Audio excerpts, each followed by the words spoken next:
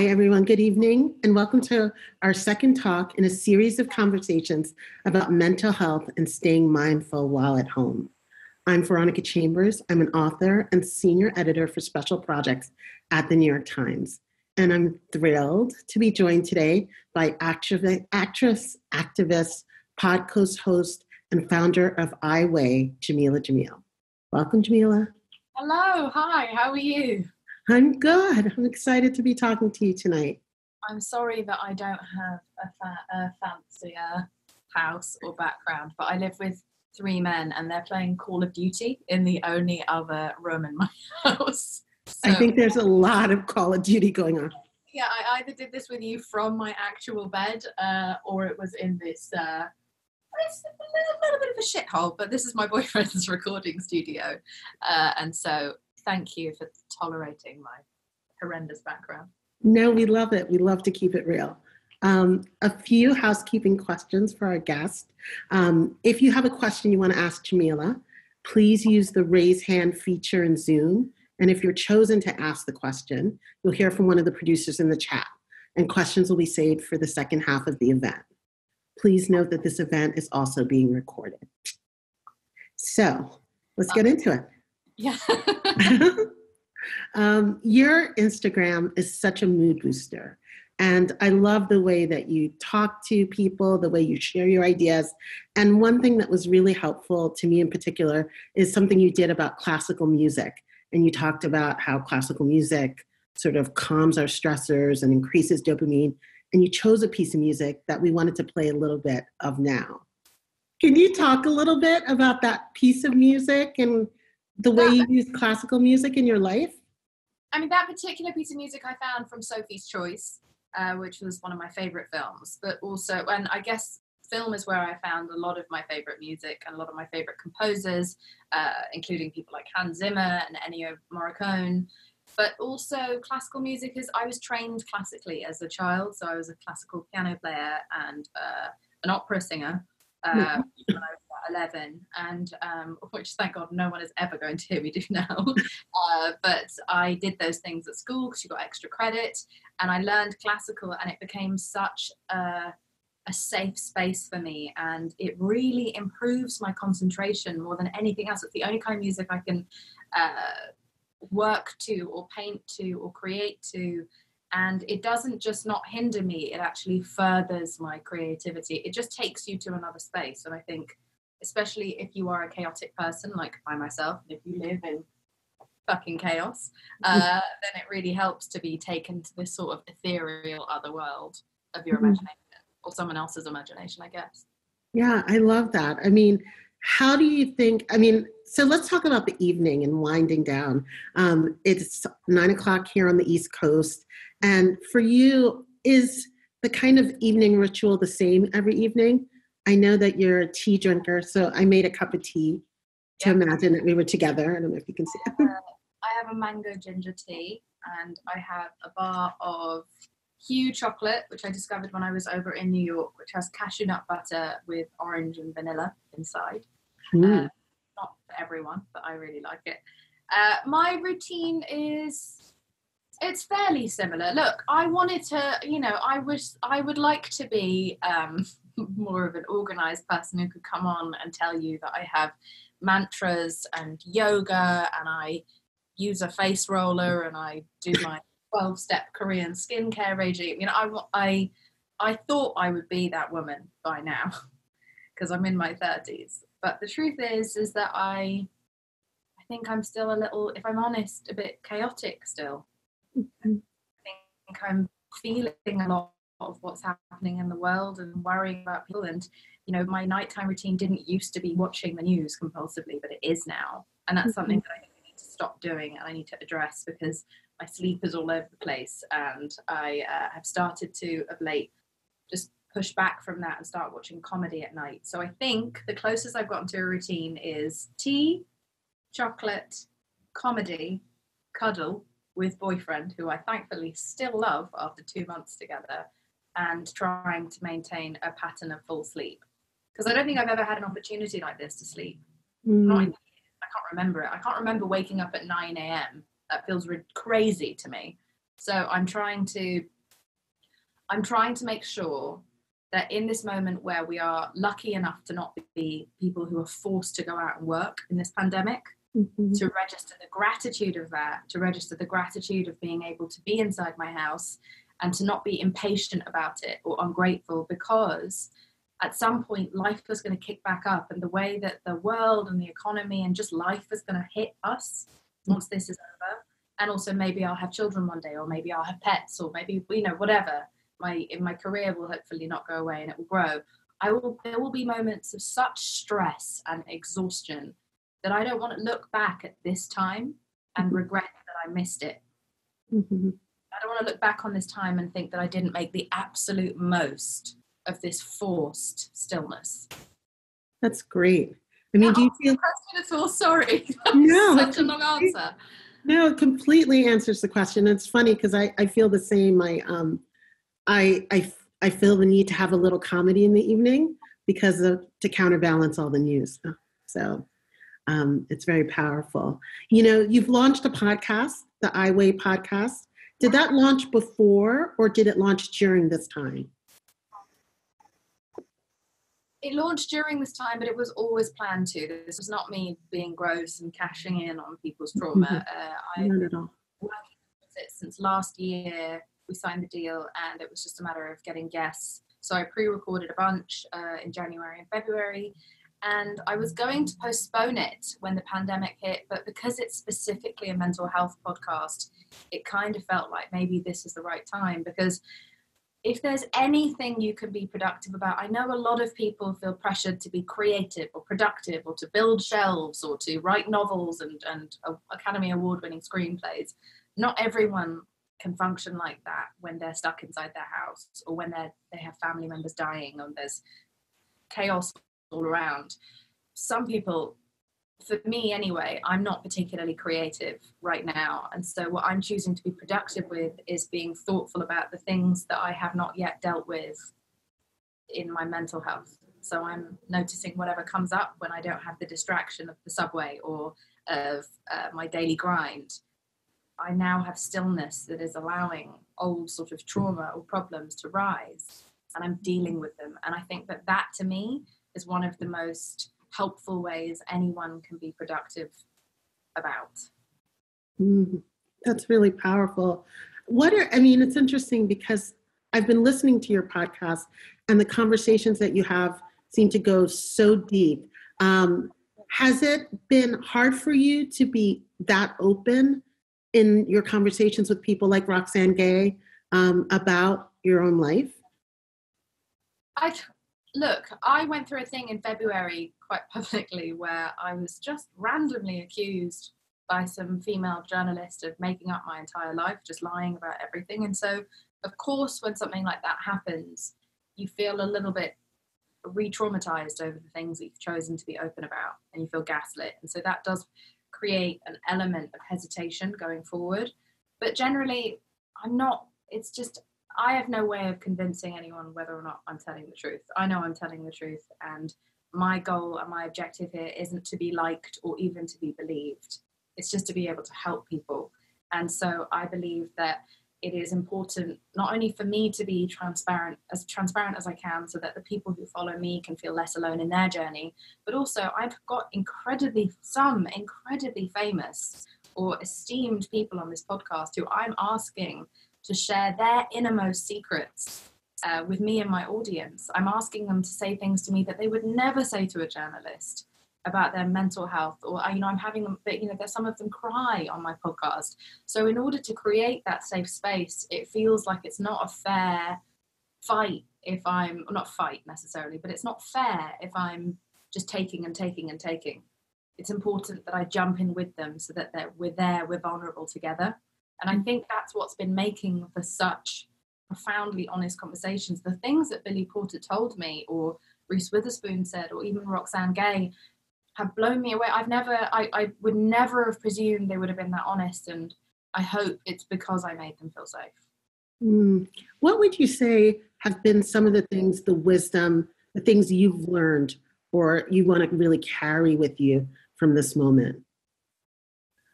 From this moment, I think all of our value systems have shifted in a really good way. I didn't particularly have much value in sort of the riches or the materialist stuff. In fact, like, I've done a lot of work to rally against them publicly, and all the beauty stuff and all the ways in which women in particular are conned to participate in consumerism via shame. But one thing I'm happy about, just as a world, it feels as though we have very quickly shifted away from valuing like the fancy cars and the big mansions, and suddenly all of those things seem incredibly crass, and the things that we aspired towards, the fame and the money and the diamonds, suddenly seem so pointless and greedy and uncomfortable to look at. And our world has finally seen who the real heroes are. It's not celebrities, it's not those of us who get to be on the magazine covers, who get all this shit for free, and who are for sure overpaid and overpraised for our contributions to society. Not to diminish all artists, but finally the people that I'm seeing on the front cover of newspapers are the types of people who've saved my life before, or the lives of the people I love. It's doctors, it's nurses, it's frontline workers. And so I think there's been something very, there isn't much reassuring about this time, but that to me has been reassuring about humanity taking a shift away from this poisonous idea that materialist things will bring you joy. It's great people who bring you joy, in my opinion. Other than that, I realized that I was working too much. I think somehow I must have gotten wrapped into the whole hashtag boss bitch thing. We were just like, I'm a CEO and I've got 5 shows here and I'm producing 2 shows over there and I'm writing a book and I'm an activist and I'm speaking at the UN. And there was a part of me that thought, because this was being reaffirmed from everyone around me, that like, yeah, boss bitch, you're killing it in the game. And now I realized I was just on my way to becoming a dead bitch. And this moment of pause has again made me realize, I didn't see my friends. I didn't spend time with my boyfriend. I was missing my whole life in pursuit of what exactly? And so that's why I think I'm now pivoting more towards this YouTube channel that I'm launching in 2 weeks, which is just for activism and mental health. And I have this mental health podcast, and I'm writing a book about mental health. And I would like to channel my energy now where I think it's actually of value to the world, rather than trying to just get lost in a system that is not built for our sanity. Does that make sense? It totally makes sense. How are you? I know you've talked about being an introvert. In this time when you are social distancing, how do you nurture connection with the people that you're not living with? Firstly, I fucking love lockdown for me personally. For myself, I have to say, I have enjoyed not going outside. I find being out and talking to people and loud places incredibly stressful. And so this is how I spent my teens, was mostly in bed, covered in crumbs, working. And this is where I'm most comfortable. If anything, I feel a little bit anxious about myself personally being unleashed back out onto society. Wait, what was your question again? I beg your pardon. I was saying, how do you nurture connection with your friends, with people that you can't see all the time? For me, I'm not participating in Zoom parties because I refuse. I saw that. Yeah, no Zoom quiz night for you? Yeah. I know this right now is a Zoom party, but this feels like it's more just you and me together. Yeah. I am maintaining just weekly connections with the people that I know and I love, and in particular, those who are the most vulnerable. So single mothers or those who have lost their jobs. Those are the people that I'm taking the most care to make sure that we don't forget each other. We are a generation who have forgotten one another. And because of social media, we have thought all this time that see their highlight reel. And I've realized recently I've had a chance to really meaningfully reconnect with some of the people I love. And again, it's been a wake-up call as to how much I missed it, how much we all missed in each other's lives, because we have this false sense of community on social media. And I'm not discrediting social media, it's amazing and has so many benefits, but Christ, we don't connect enough. And that's why loneliness is now its own pandemic. As we're seeing statistically, as we were before the pandemic even. So phone calls are how I maintain meaningful conversations. I do think, though, that this has been an interesting period of realizing who your real friends are. You know what I mean? Like, not just who's reaching out to you, but also who you feel an instinct to reach out to. Yeah. Which is quite devastating in certain ways. But I think it's quite an interesting moment to sort of spring clean your house, which I clearly haven't done. And also sort your of emotional house. Spring clean, yeah. I'm spring cleaning my sort of soul, I guess, and registering who is still good for me, who I'm still good for, what is toxic, and what I need to get rid of. You know, it's interesting because you talked about sort of like the bill of goods we're sold as women and how much we're, even as being in lockdown, on our screens, we're getting served all these ads and, you know, kind of improve. I was curious about the I Weigh movement and how you feel about whether or not self-care and wellness is still overly gendered as a woman thing. Of course. And, you know, we make up, I think it's 80% of the market. Just burping, sorry. Just in front of 1,000 people, excuse me. Okay. We are 80% of who the market, of the consumerist market. So we are explicitly and by the vast majority of who they target. And, you know, we're seeing a hell of a rise in cosmetic beauty procedures, but also fasting apps and diet and detox pills and products and hair growth gummies, which are bullshit, by the way. We're seeing a rise in that, and so much of a rise in body shaming, because this is normally the time where this same industry, the diet and detox industry, the beauty industry, would start terrifying us about our beach bodies. It's beach body o'clock of when they start freaking us out, asking us if we're ready. Yes, we're fucking ready. We're all ready. We were born ready to have a beach body. You just have to have a body at the fucking beach. Yes. We're not allowed at the beach in most places in the world right now. So instead, they're panicking us about how much weight we gain during lockdown. We're in a global crisis, and they want us to worry about how thin we are in our own homes. First of all, we should never be forced to worry about this, but the idea that they would capitalize on a pandemic blows my mind. And they are targeting, you've got such young girls, and you yourself have a teenage daughter, you have these kids who are on TikTok, on Instagram, and on Twitter, and it's something like every 15 seconds, algorithmically, they are being shown diet and detox adverts, and their favorite celebrities who have zero morals are selling them these things themselves. And so I feel very concerned with the fact that women right now women in particular are being pressurized to come out of this looking like a Victoria's Secret model. We just have to come out of this alive. That's our job. Yeah, completely. I just feel like we just have to survive.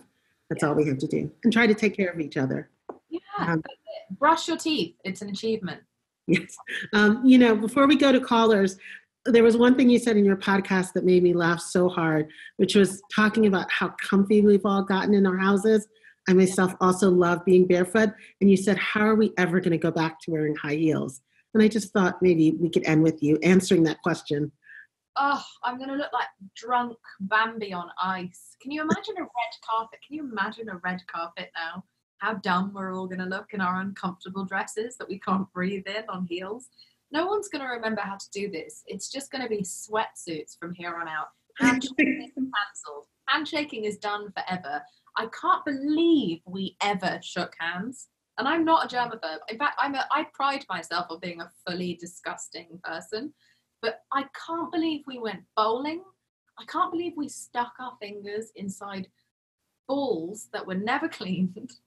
And thousands of people before us had stuck their hands inside those same bowling balls. And then we would take our hand out and just eat chips, fries with our hands. So yeah, the hygiene thing is, I can't remember what you spoke about. You must think I'm drunk. I'm not, I swear. No, I trust you. We're all on the tea. We're just sipping tea together. So we're going to go to some questions. And I think Virginia is going to be first. Is she there? But yeah, to answer that, I will be barefoot, and it's remarkable I'm even wearing pants right now, to be honest. This is the first Zoom where I've dressed head to toe for you because it's the New York Times. I know. I thought it's 9:00. I'm basically wearing a kimono. Yeah. Try to make it happen. Okay, I think we're going to start with some questions. And the first person is going to be N Sunshine. That's a nice name. Well, that person goes up. I just saw someone said, I wish my 17-year-old daughter could hear this conversation. Oh, nice. Well, if she follows me on Instagram or Twitter, I rant like this all the time. I'm relentless. People tell me to take a day off, and I can't because body shaming won't take a day off. How can I? Yeah, you got to be a woman warrior. Well, if not me, then who? No one else in the same job as me seems to be recognizing this stuff enough. Okay. Do we have a question from N Sunshine? Yeah. So I'm here with my 13-year-old and 11-year-old daughters. We're huge fans of you and of The Good Place. And I just want to know what you would say to your 11-year-old, 13-year-old self. Well, what I would say to my 11 and 13-year-old self, I mean, I don't know, is there anything in particular that they are struggling with right now or anything like that? Or is it just a general sort of blanket bit of advice? I'll just answer it. Okay, so my advice is I want you to really concentrate on the things that you say to yourself about you. I really want you to concentrate. And if you say things to yourself about you that you wouldn't tolerate being said to your best friend or to your mother or to your grandmother, you are not allowed to say those things to yourself anymore. That's the thing I most wish that I knew when I was 11, is how unacceptable, like however many bullies I had on the outside, or however much I was being subliminally bullied by magazines or Hollywood or whatever, I bullied myself worse than anyone else.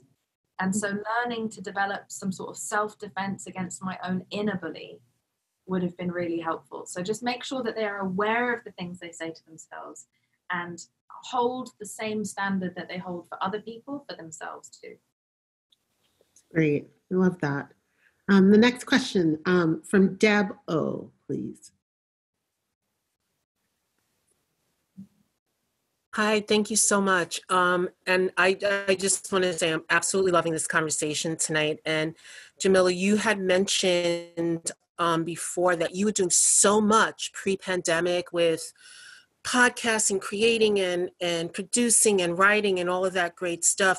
My question to you is, you had a lot of time to reflect now during this time on how much you missed, but what did you do when you were so busy with being boss bitch that to keep yourself, plus I love that, to keep yourself in a place of calm in order to do all of that stuff?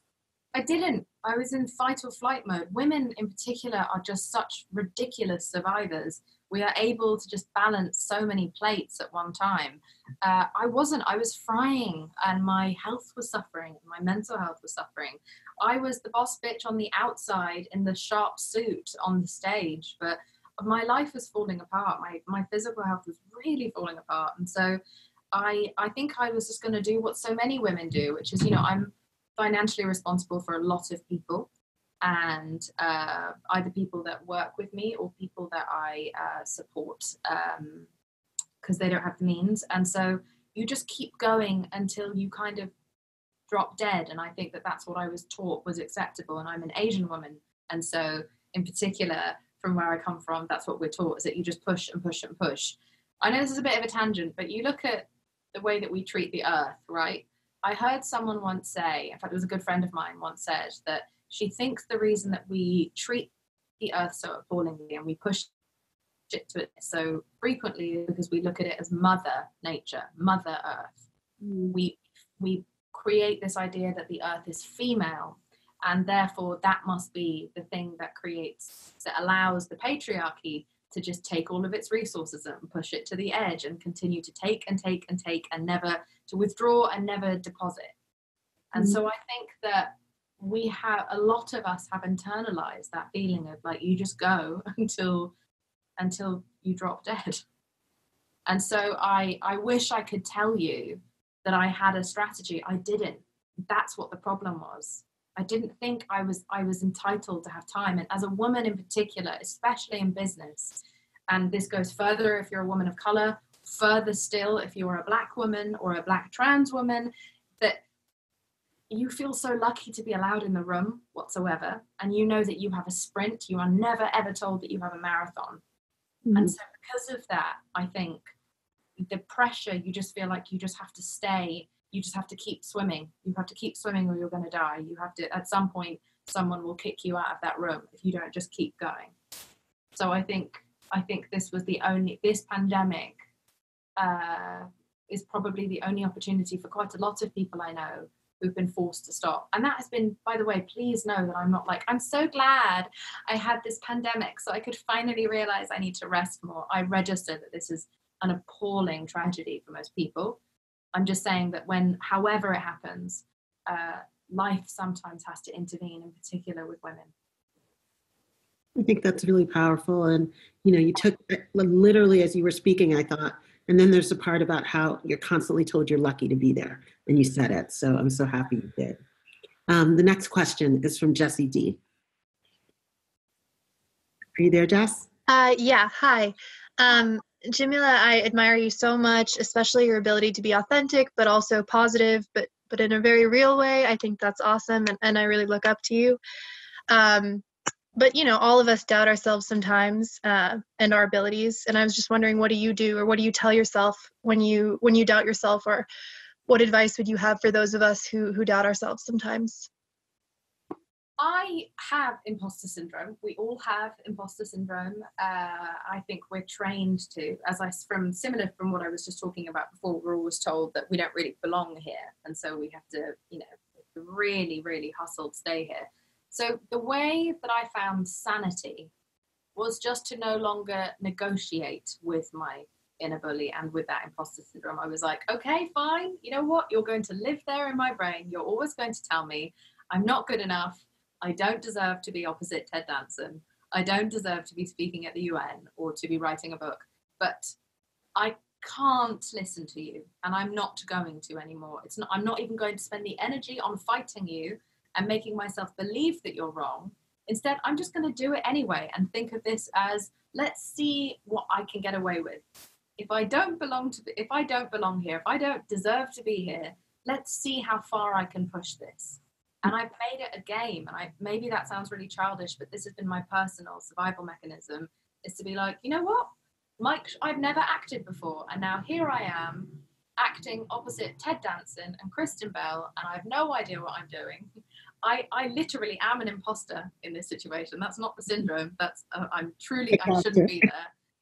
So what am I going to do? Leave? One second, is the internet okay? Can you hear me all right? You're good.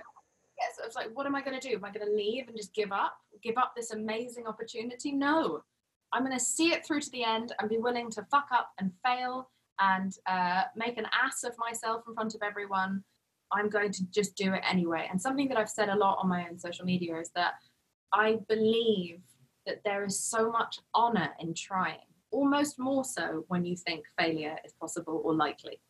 Mm-hmm. I hate the way that we have stigmatized failure. Failure just means that you were willing to try when you weren't guaranteed success. And I think that is exceptional. I think that is so noble. And it's the thing that I'm proudest of myself for, are not the things that I won at, but the things that I was willing to fail at. I think it's cool. And I think we need to make failure cooler because we're so afraid of it. Sometimes we never try, and therefore we never learn our boundaries of abundance and our capacity for what we're able to achieve. So I beg of you just to keep going, even if you feel like you don't deserve to be there, and get better at whatever craft it is that you need to improve at, and make sure that you deserve your place in the room. I love that. The next question is from Dora. Dora, are you there? Yes. Can you hear me? Yep. Oh, perfect. So my question for you is, so I'm obsessed with music. So I'm just wondering, is there a certain song that you find yourself going back to, the non-classical kind? The non-classical kind, the song that I go back to, there's an album I go back to, which is the Miseducation of Lauryn Hill. That's it never grows old. It's like Paul Rudd. It doesn't age. And so that album in particular, I think Do Wop, that thing, is one of those songs that really in particular just lifts my mood, or Everything is Everything. Because she's such a genius, and I think that album also reminds me of one of the most hopeful moments in my life. You know, when I was 14 or 15 and you didn't know about the patriarchy yet. You didn't understand misogyny, and you had this woman who was telling the truth in a landscape of women who were just trying to be cute for men and were just trying to say what was cute for men. So I find her album so empowering as a kind of standout model of a woman just speaking the truth about her experience in a way that she didn't care was palatable or sexy or cute. She was just telling the truth, and it reminds me to tell the truth. So for me, it's Miseducation. Love that. And she's telling, it's so powerful. Especially, I think the great thing about that album is that there's a thing where it's a woman standing up for another woman. And yes, oh my God, her and Mary J. Blige. Yeah. I mean, I just think that's such a powerful thing, not just I'm standing up for myself, but I'm standing up for all of us. And oh yeah, of course. And she just called out the truth. And it was around the same time that we were, getting rid of intellectual artists, and we were getting female artists, where we were getting rid of the Fiona Apples and the Alanis Morissettes and the Lauryn Hills. We were sort of slowly starting to push them out when they were on the pinnacle, and they were making interesting political statements in their clothing and interesting political statements in their acceptance speeches. We got rid of them and then brought in all these babies and put them in underwear. That happened. Yeah, it did. It literally happened overnight. Yeah. It's Gloria Steinem always talks about this, the pushback that comes after progress. And I feel like pornifying little girls and putting them on the cover of Billboard magazine or Rolling Stone magazine in their underwear, like that Britney Spears image of a 17-year-old in her underwear with a teddy bear on her phone. It's not Britney's fault. She was a kid. But there was a very swift, sharp change of like, okay, the women have said enough. They're not shaving anymore. They're wearing combat boots. Let's get them out. Let's bring mainstream porn in. And that's no attempt to slut shame. I love a sexual woman, but it was more the fact that it was little girls who were encouraged not to have an opinion that scared me. Yeah, it's so interesting. The next question is from Lamore R. People have such good questions. Yeah. So thanks for being a bright light, because you are such a bright light in a dark time right now. And you mentioned single mom, and it sort of, I am a single mom, and this is kind of a hard time. Kids are at home, schooling at home. And so you're sort of your kid's secretary, and, at the same time you're doing your job, and then there's dishes all the time. And what I'm wondering is that when things get to be too much, and, politics and all the stuff you read, the news is so horrible. And when things get to be too much, what do you do to talk yourself off the ledge, or to recenter yourself, to bring yourself back to saying like, okay, like that inner calm when it's just too much and you feel yourself going off the ledge?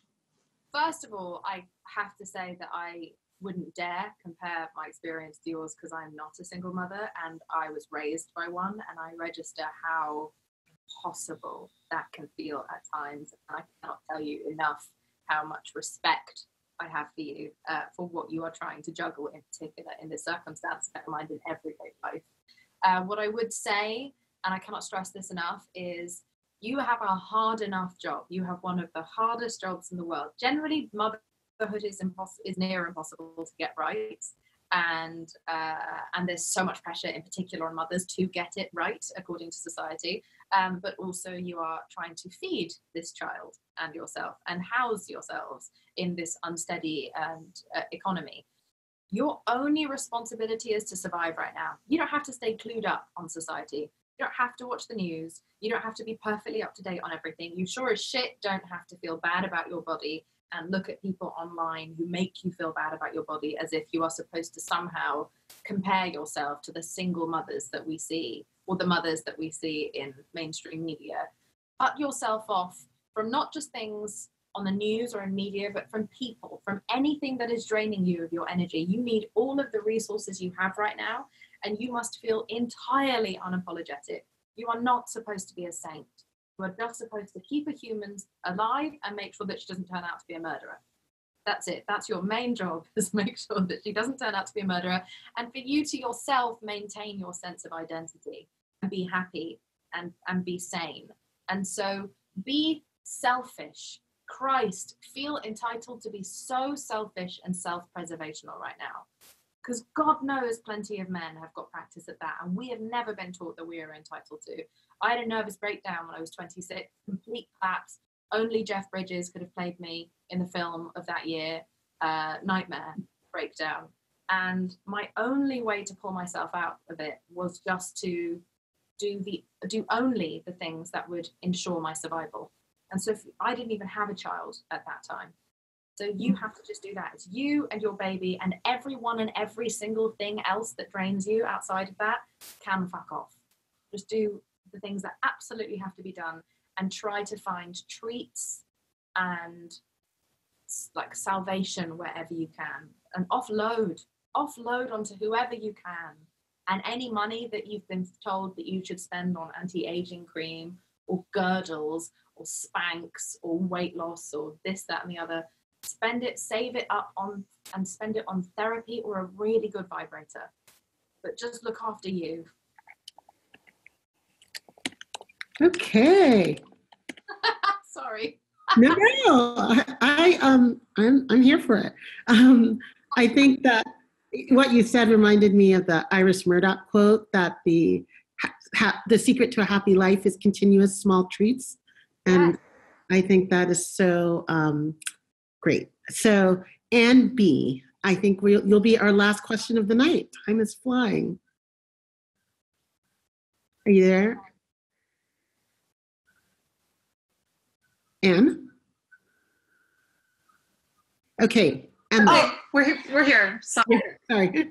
So, actually, I'm Anne's daughter, Eliza. I'm 13. And so I was going to ask, like, when was the time when you really thought you wanted to give up? And how did you get through that?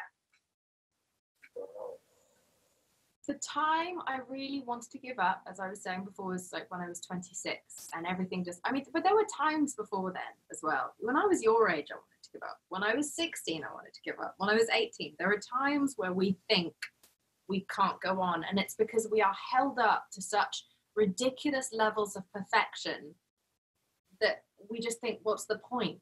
Those levels of perfection don't exist. They are deliberately set up to be out of reach so that we will forever be in pursuit of them. We will forever think that we don't have nice enough clothes, nice enough things, a good enough relationship, good enough family. We are given all these expectations. We're never taught how to just be grateful.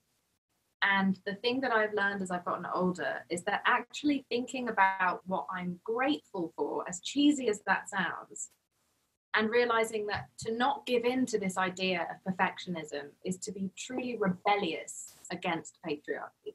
The most powerful thing that I can do is to be content, because that's the thing that they really don't want us to do. They don't want us to feel okay about what we have or what we look like or who we are, because unhappy people buy more stuff. Happy people buy less stuff. The happier I become, the less I want to consume. So it's very important to keep that in mind, that this is a game that's being played on you to make you feel like you aren't good enough.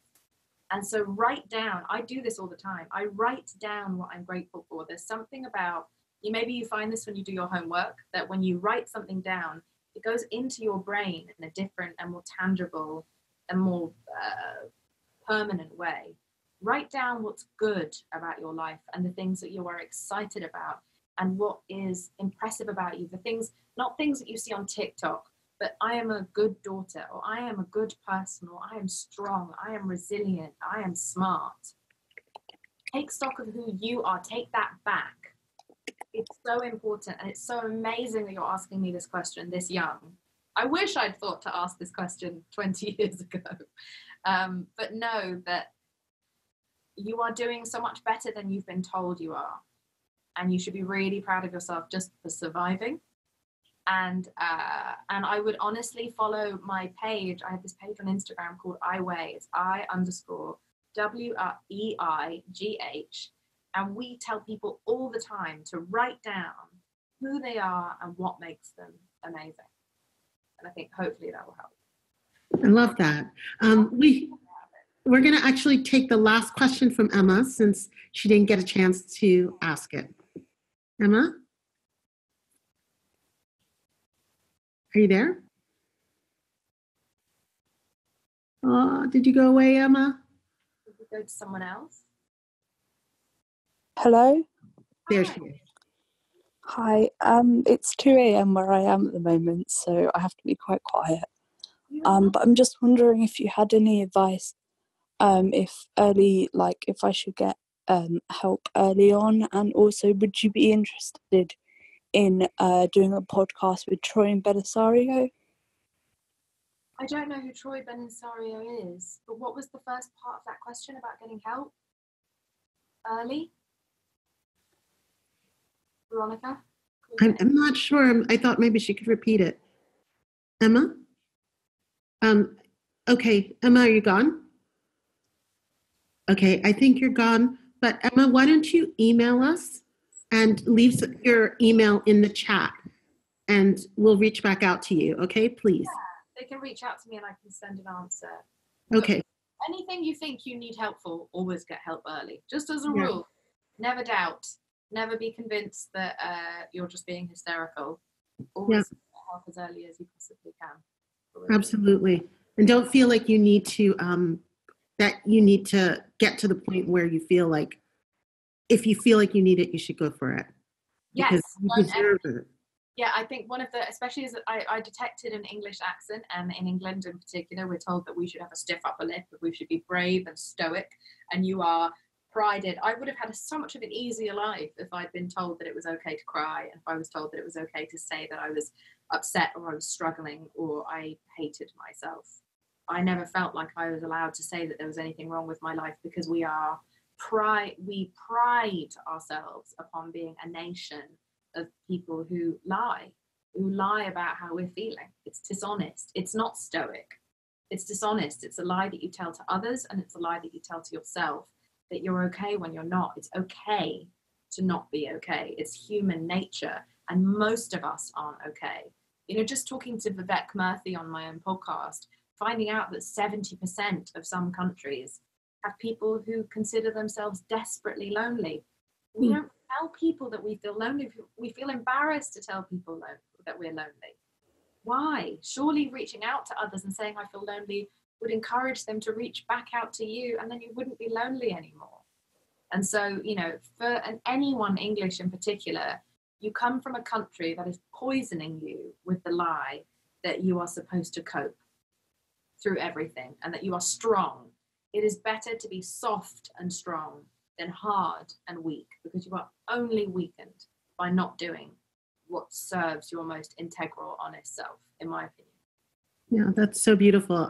Some of the comments have been saying, first of all, there are a lot of comments in there, Emma, for you, and people are really jumping into the chat and offering support. And they're also saying that Jameela should have another career as a therapist. But I advise you to listen to her podcast, because it is therapy. It just feels like it's better than a Zoom quiz. You really feel like you're in the room with all these great people. So thank you so much for joining us this evening, Jameela. Thank you. Thank you for moderating this chat, taking your time out yourself. You're a mum and you have better things to be doing with your time. So I appreciate your attention. No, this was a good use of my time. And now my daughter thinks I'm cooler, which I'll ride for as long as I can. So I want to remind our viewers that this event is part of an ongoing... Sorry, I can seeing Emma. Emma, stop apologizing. It's something else that women do too much. Don't apologize. I keep seeing you in the comments. Don't apologize. You did nothing wrong. Thank you for calling in. Yes. Thank you so much. I want to remind our viewers that this event is part of an ongoing series about cultivating mental health, managing anxiety, and focusing on self-care during these trying times. To find out more about all of our upcoming virtual events, please visit timesevents.nytimes.com. And I'd like to give a special thanks to our subscribers. You make our work possible. Thank you again for joining us. Thank you again to Jameela for letting us see the cool studio and drink tea with you. I just realized there are pants down here. Why are there pants in here? Embarrassing. Oh. No, it's honest. It's truth in advertising. You promised to keep it real and you did. Gwyneth would never do this. We hope to see you again soon. Thank you so much, Jameela. Thank you, everyone who participated. Bye.